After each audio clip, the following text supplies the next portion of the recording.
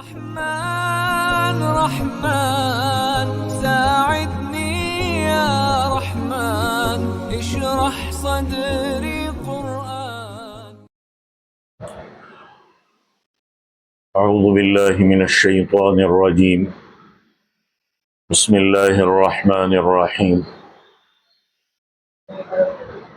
كتب عليكم إذا حضر أحدكم الموت إن ترك خيرا الوصية للوالدين والأقربين بالمعروف حقا على المتقين فمن بدله بعدما سمعه فإنما إثمه على الذين يبدلونه إن الله سميع عليم.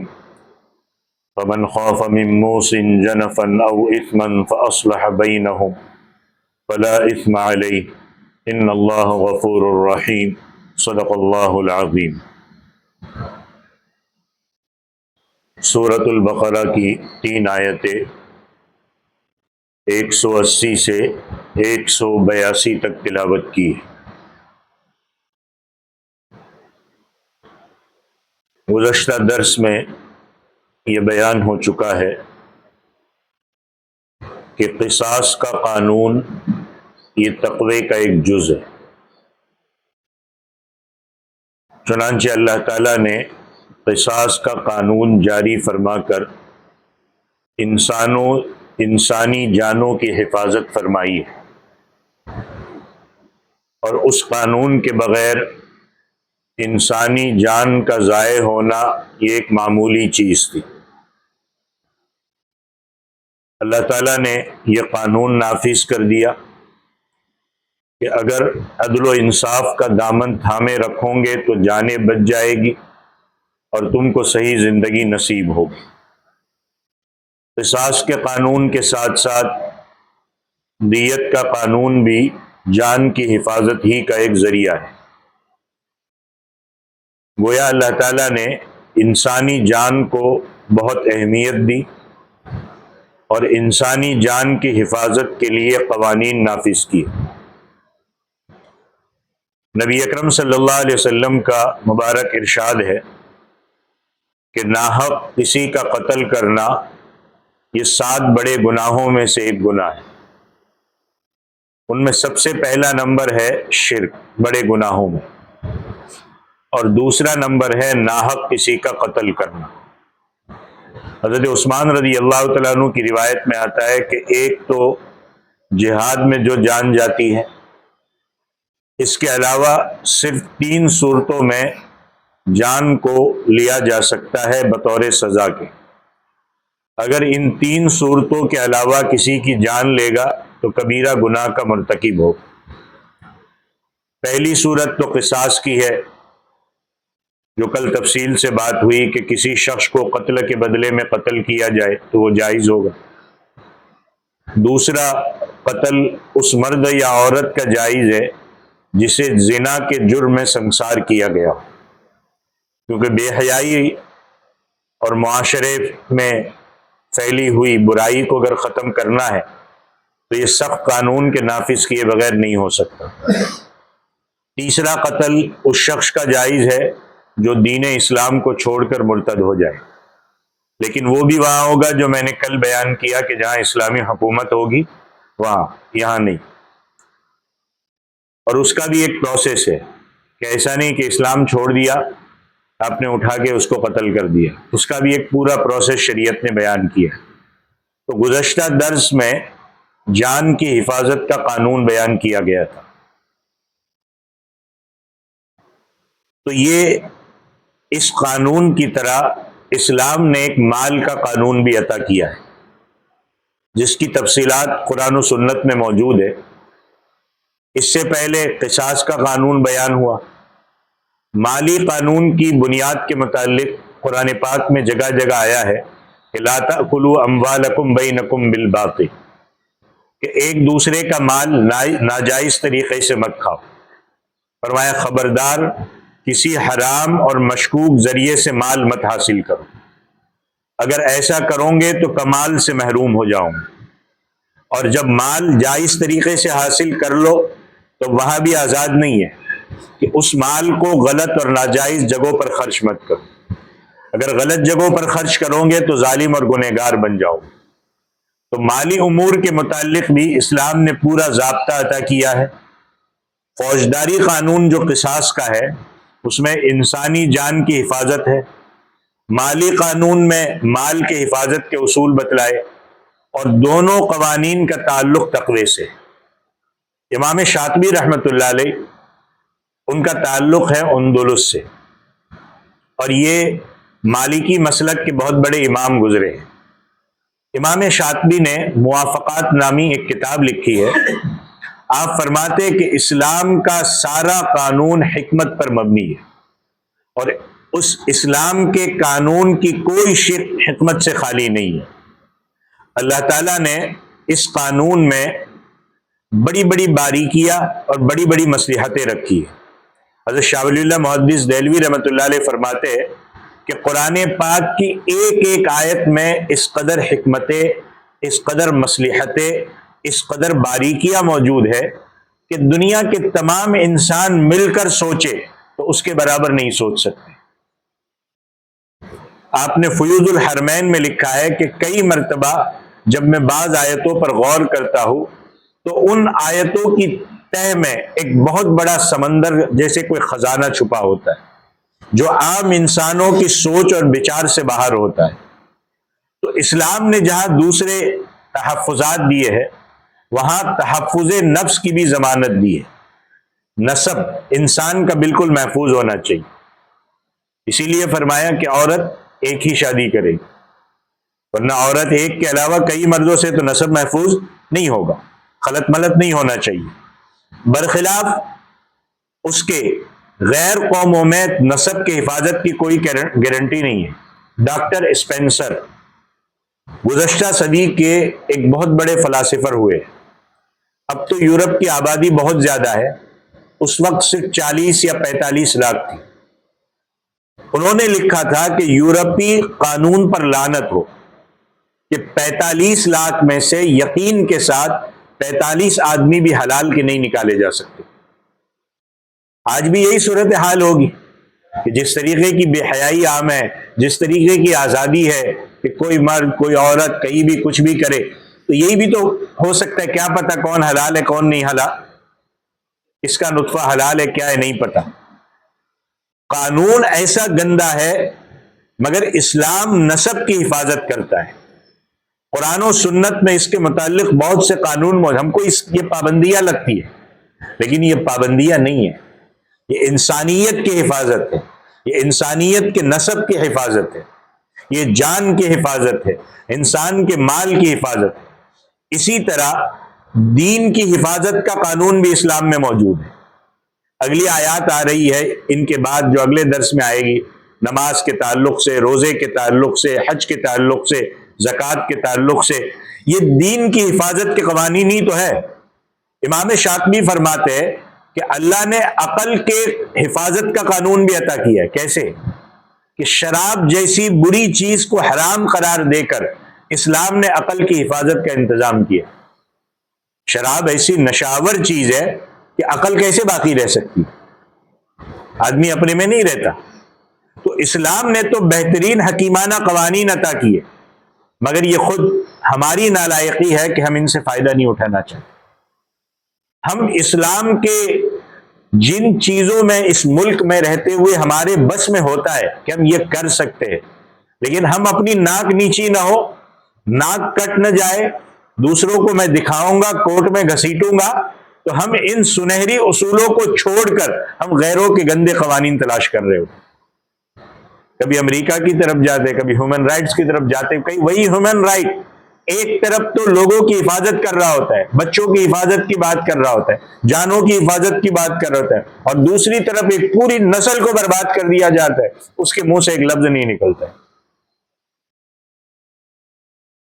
کبھی امریکہ کی طرف جاتے، کبھی یورپ کی طرف جاتے، کبھی کس کی طرف جاتے کہ کہیں سے کوئی اچھا دستور مل جائے۔ ہمیں جب اپنا پڑھا نہیں ہوتا ہے نا تو ہمیں اپنی باتوں پر یقین نہیں ہوتا کہ ہمیں کوئی اچھا فوجی نظام مل جائے، کوئی ہمیں اقتصادی نظام میسر ہو جائے، مگر وہاں لعنت کے سوا کچھ حاصل نہیں ہوگا۔ قرآن و سنت جیسے اعلیٰ و ارفع قوانین کہیں سے نہیں ملیں گے۔ جب آپ اس کی حکمت میں جائیں گے، بیٹھیں گے، درس کو سنیں گے تو آپ کو اس سے بہتر نہیں ملیں گے۔ مولانا عبید اللہ سندھی فرماتے ہیں کہ اس دور میں، اپنے وقت میں انہوں نے فرمایا تھا کہ اس دور میں اسلامی تحریک کے خلاف سب سے بڑھ کر روسی ذہن کام کر رہا ہے۔ جس وقت روس کا بول بالا تھا، آج کل امریکہ کا بول بالا ہے، اس وقت اسلام کی مخالفت میں سب سے زیادہ اشتراکی نظام کار فرما تھا، اور وہ آج تک چل رہا ہے۔ جب وہ چلا تھا، آپ سیکولرزم لے لو یا اور بہت ساری چیزیں لے لو، وہ نظام تھا۔ انہوں نے اس وقت فرمایا تھا کہ ایک وقت آئے گا کہ جب یہ نظام بھی مجبور ہو کر قرآنی قوانین کے سامنے ہتھیار ڈال دے۔ آج دنیا کی مہنگائی، دنیا میں پریشانیاں، دنیا میں مالی حالت کی کمزوری، لوگوں کے کاروبار کی کمزوری، آج دنیا دیکھ رہی ہے اسی اشتراکی نظام کی وجہ سے۔ دنیا ہتھیار ڈالنے پر مجبور ہے، بے چین ہے دنیا کہ لوگ اٹھے آئے اور ہمیں اس کا کوئی حل پیش کرے، لیکن اسلام کے ماننے والے بھی خاموش بیٹھے، وہ پیش کرنے کے لیے تیار نہیں ہے۔ ان کے پاس صرف دعوے ہیں، عملی طور پر کچھ نہیں ہے۔ اسلام نے بھوک مری سے اٹھا کر کے لوگوں کو اس نظام پہ لا کر کے دکھایا، غریبی سے اٹھا کر کے۔ ابھی پڑوس کا کچھ ملک 60 70 80 سالہ حالات سے ابھرا، کچھ 3 4 5 سالوں میں اس کی دیکھو جی ڈی پی کہاں تک پہنچی ہے، اس نظام کو دیکھو۔ اس لیے بالآخر انہیں اسلام کے سامنے گھٹنے ٹیکنے پڑیں گے۔ نام نہیں لوں گا کیونکہ پڑوس کا ایک ایسا ملک جس کے بارے میں آپ سب جانتے، ابھی اس کی ویڈیو دیکھو آپ۔ ایک وہ ملک ہے جس نے اسلام کے نام پہ اپنے آپ کو الگ کیا، لیکن اس کی صورتحال تو اللہ کی پناہ، اس نے اپنی کیا صورتحال بنا کے رکھی۔ ایک ملک جو اپنی بات پر ڈٹا رہا، سب کچھ اس نے جھیلا، اور جھیلنے کے بعد جب اس کو کچھ آزادی ملی اور پورا نظام اپنے ہاتھ میں آیا تو اس نے اپنے ملک کو 4 سے 5 سالوں میں کہاں سے کہاں پہنچا دیا۔ کہ دنیا کے الگ الگ ملک جن کو کہتے تھے کہ یہ دہشت گرد ہے، ان کے ساتھ اس وقت کاروبار کرنے کے لیے تیار ہے۔ اسلامی قوانین نافذ کی، وہاں دھوکہ دھڑی نہیں چلے گی، وہاں کرپشن نہیں چلے گا، وہاں سود نہیں چلے گا، اور جو ملے گا اس کے ساتھ جو سخت قوانین نافذ کیے جا رہے وہ آپ دیکھو وہاں پہ۔ تو اسلام نے مال کا مکمل تحفظ عطا کیا ہے۔ اگر کسی جگہ کوئی خرابی موجود ہے تو اسے درست کرنے کا قانون بھی اسلام نے دیا۔ اسلام نے مال کو ضائع کرنے سے منع فرمایا، ہاں اسے اچھے طریقے سے خرچ کرنے کے اصول بتلائے، اس کے متعلق کئی قوانین گزر چکے۔ وَآتَ الْمَالَ عَلَىٰ حُبِّهِ، مال کی محبت کے باوجود اسے خرچ کرو۔ زکوٰۃ کا مکمل قانون موجود، ٹیکس نہیں ہے وہ، زکوٰۃ۔ اس کے علاوہ وَمِمَّا رَزَقْنَاهُمْ يُنْفِقُونَ، کہ ہمارے دیے ہوئے مال میں سے خرچ کرو۔ سورہ نور میں آتا ہے وَآتُوهُمْ مِن مَّالِ اللَّهِ الَّذِي آتَاكُمْ، کہ یہ مال اللہ کا دیا ہوا ہے، اور اللہ نے ایسے ذریعے پیدا کیے کہ جو تمہیں مال ملا ہے، تمہیں مال پہنچتا رہتا ہے، محنت کوئی کرتا ہے مگر وراثت تمہیں ملتی ہے۔ مال ایسے پہنچتا ہے، اللہ ایسے پہنچاتا ہے، بیٹھے بیٹھائے مل جاتا ہے۔ اسے اللہ کے راستے میں خرچ کرو۔ ہر انسان فطری طور پر آزاد ہے، اسے غلامی کے فندے سے چھڑاؤ، ان پر اللہ کے دیے ہوئے مال میں سے خرچ کرو۔ یہ نہ سمجھو کہ اس مال کے حقیقی مالک ہم ہی ہے، اصلی مالک تو اللہ تعالیٰ ہے، جس نے مہربانی کی، ایسے وسائل ہمارے حوالے کیے جن کے ذریعے سے مال ہم تک پہنچا۔ پھر اس میں اس مال میں تصرف بھی وہ کرو جس کی اجازت اللہ نے دی ہے۔ اگر اس کی مرضی کے خلاف خرچ کرو گے تو جہنم میں پہنچ جاؤ گے۔ تو یہ میں نے پوری تمہید باندھی۔ ان آیات میں اللہ تعالیٰ نے وصیت کا قانون بیان کیا ہے۔ کیا فرما رہے اللہ تعالیٰ؟ کتب علیکم اذا حضر احدکم الموت ان ترک خیرا الوصیۃ للوالدین والاقربین بالمعروف، کہ جب کسی کی موت کا وقت قریب ہو اور وہ مال چھوڑ کر اس دنیا سے رخصت ہو رہا ہو، تو اب اس پر لازم ہے کہ وہ والدین اور رشتہ داروں کے حق میں وصیت کر کے جائے، اور یہ وصیت ہو بھی دستور کے موافق، صحیح طریقے سے ہو۔ اور فرمایا جو ایسا کرے گا حقا علی المتقین، متقیوں کے لیے یہ ضروری ہے۔ اب وصیت کا یہ مکمل قانون قرآن پاک کے الگ الگ جگہوں پر موجود ہے، اور یہ آیات اس قانون کی شروعاتی آیات ہے، یعنی جب وراثت کا حکم نازل نہیں ہوا تھا اس وقت یہ آیات نازل ہوئی تھی۔ جب وراثت کا حکم نازل ہو گیا اور اللہ نے ورثاء کے حصے مقرر کر دیے تو اب یہ آیت منسوخ ہو گئی۔ اب پہلے تو تھا نہیں کہ لڑکے کو اتنا ملے گا، لڑکیوں کو اتنا ملے گا، رشتہ داروں کو اتنا ملے گا، والدین کو اتنا ملے گا، وراثت کا حکم نہیں تھا، تو کہا گیا کہ بھائی مرنے سے پہلے پہلے وصیت کر دو، تاکہ انہیں بھی میت کے ترکے میں سے حصہ مل سکے۔ مگر جیسے ہی سورہ نساء کی آیت نازل ہوئی، ورثاء کے حق اس سے مقرر ہو گئے، تو وصیت کا قانون منسوخ ہو گیا۔ اب ورثاء کے لیے وصیت نہیں ہے۔ اب یہ جو آدمی جس کو ایسا لگتا ہے کہ اب میرا وقت ہو چکا ہے، 60-70 سال کی عمر ہو چکی ہے، اب میں دنیا سے جانے والا ہوں، تو اب یہ وصیت اپنے تہائی مال میں سے کر سکتا ہے۔ کیسے وصیت کرے کہ بھائی میرے پورے مال میں سے فلانے غریب کی مدد کر دینا، فلانا مال میں سے کچھ حصہ مدرسے میں دے دینا، کچھ حصہ مسجد والوں کو دے دینا۔ یہ وہ اب پورے مال میں سے بھی نہیں کر سکتا، کیونکہ اب تو وارثوں کو منتقل ہو گیا، وارثوں کو محروم کرنے کی اس کو اجازت نہیں ہے۔ حضور صلی اللہ علیہ وسلم نے فرمایا کہ ورثہ یعنی ماں باپ، بیوی، خاوند، اولاد وغیرہ کے متعلق فرمایا کہ ان اللہ اعطى کل ذی حق حقہ، کہ اللہ نے ہر حقدار کو اس کا حق دے دیا۔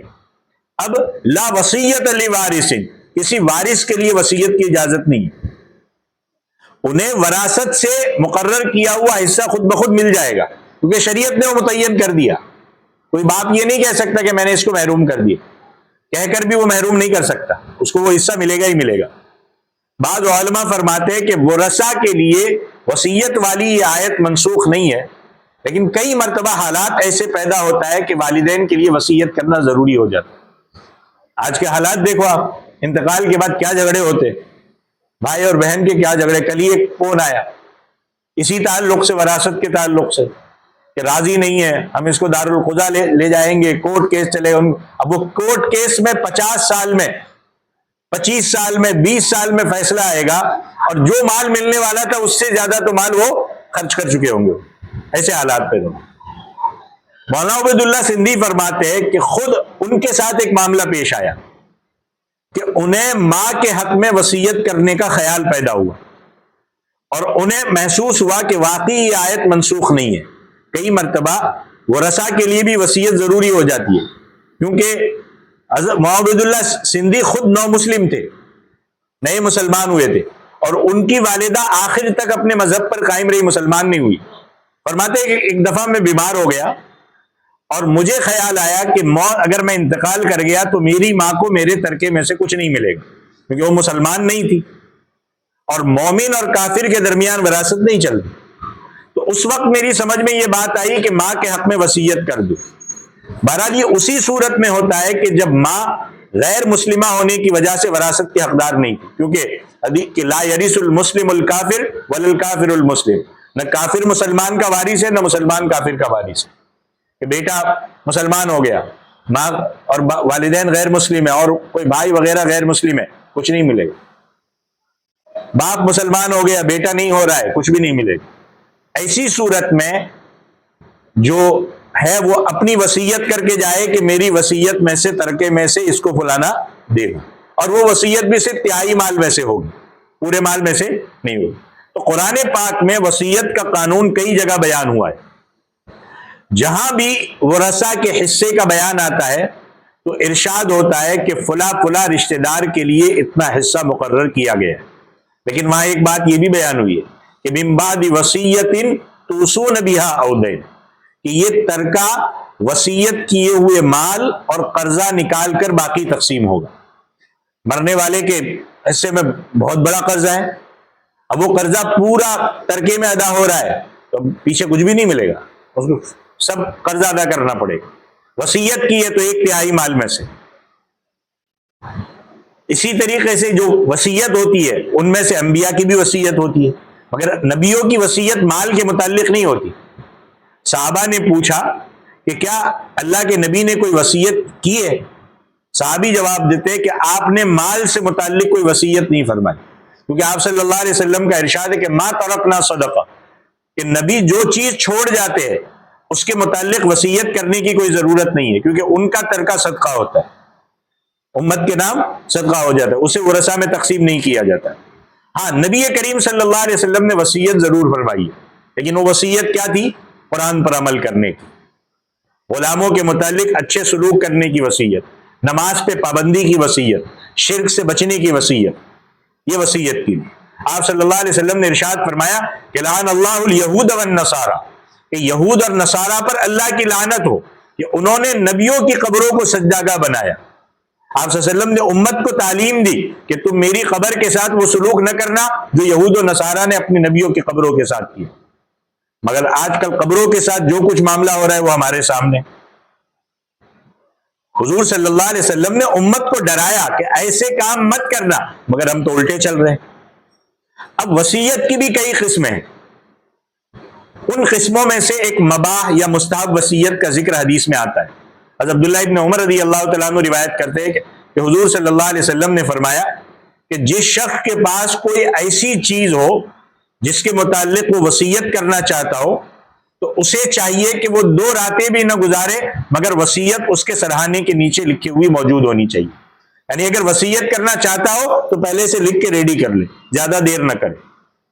حضرت عبداللہ ابن عمر فرماتے کہ جب سے میں نے حضور کی زبان مبارک سے یہ بات سنی ہے اس وقت سے میں نے وصیت لکھ کر سرہانے کے نیچے رکھ لی۔ وصیت کی یہ مستحب قسم ہے کہ لکھوا لو لکھ کر کے۔ بعض اوقات وصیت فرض ہو جاتی ہے، بھائی کسی کو یقین ہے کہ اس کی زندگی کے آخری دن آ پہنچے، 60 70 80 سال ہو گئے، بیمار بھی رہتا ہے، اب اس کے بچنے کے کوئی آثار دکھائی نہیں دے رہے، اور اس کو پتا ہے کہ میرے ذمہ 2-3 سال کی زکوٰۃ واجب ہے، تو ایسی صورت میں اس کے لیے وصیت کرنا فرض ہو جاتا ہے۔ میرے ذمہ 1-2 سال کی نمازیں فرض ہے، روزہ فرض ہے، تو اس کے فدیے کی وصیت، کہ وہ اپنے مال سے زکوٰۃ کی ادائیگی کی وصیت کر جائے، ورنہ اگر ادا نہیں کرے گا تو اس کی صورت میں فرض کو چھوڑنے والا ہو کر گنہگاروں کی صف میں کھڑا ہوگا۔ اسی طرح کسی کی امانت موجود ہے یا کسی کا قرض ادا کرنا ہے اور اس کو ہی پتا ہے تو اس کے لیے لازم ہے کہ مرنے سے پہلے وصیت کر لے کہ میرے مال میں سے فلاں چیز کی ادا کرنا ہے۔ اگر ایسا نہیں کرے گا تو بھائی مال تو ورثہ ہضم کر جائے گا اور وہ خود دوسروں کا مقروض ہو جائے گا۔ اسی لیے اسلام نے مال تو ورثہ نے لے لیا، اب آخرت میں قرض باقی ہے، اٹھے گا تو جواب دینا پڑے گا۔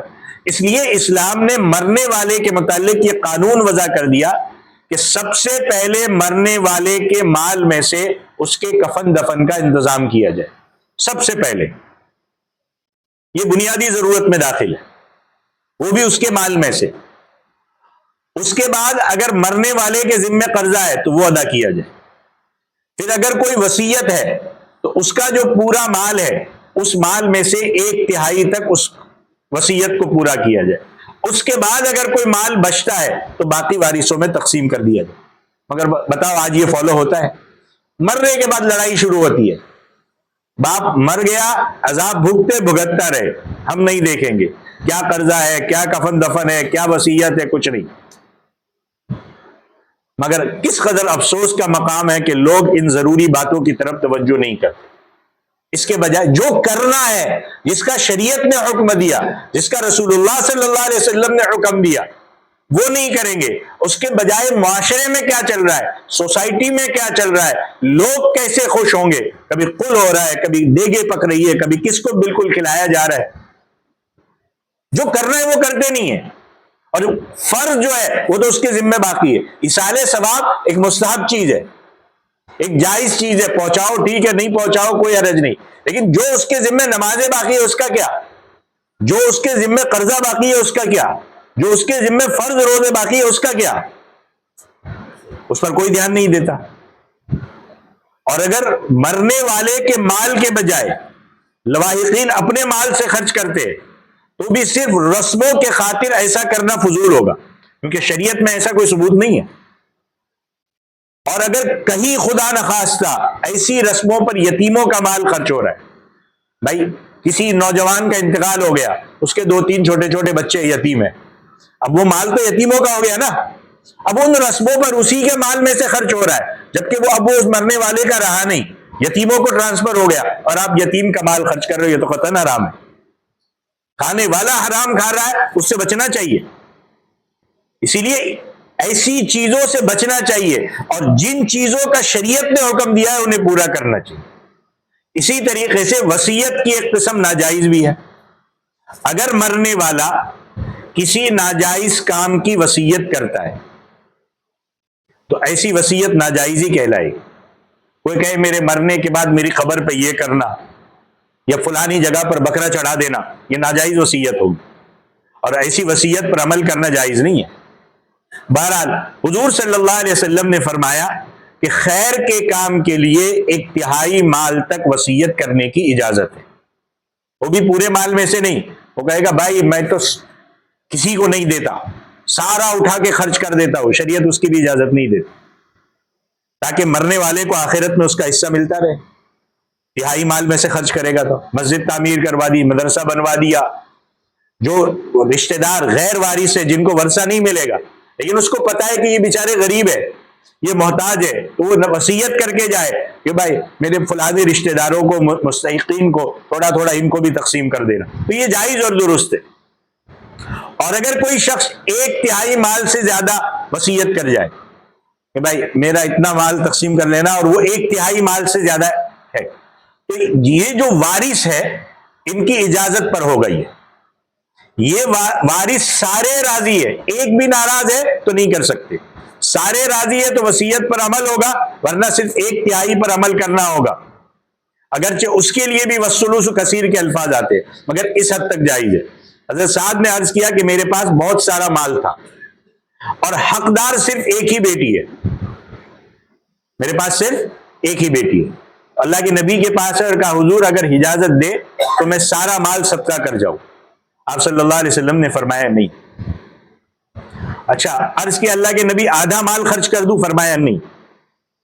انہوں نے تیسری دفعہ پوچھا کہ اللہ کے نبی 2/3 مال خرچ کر دوں؟ آپ نے کہا نہیں۔